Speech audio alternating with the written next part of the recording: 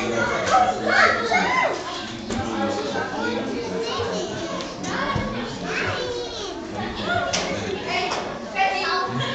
باید حالا که همچنین اسبابی در اختیارتون قرار گرفت و تونستید یک مکان نوری رو به مکانهای نوری دیگه اضافه بکنید، مواظب باشید که مبادا از دست بده.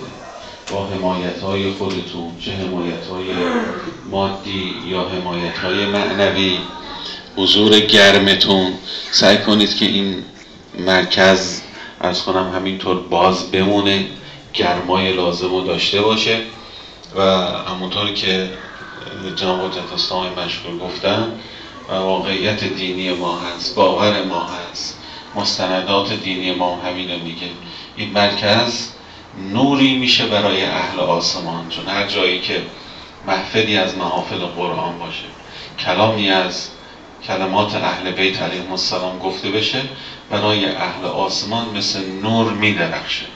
یعنی که مواظب باشید اون چه که در اختیار دارید از دست نره.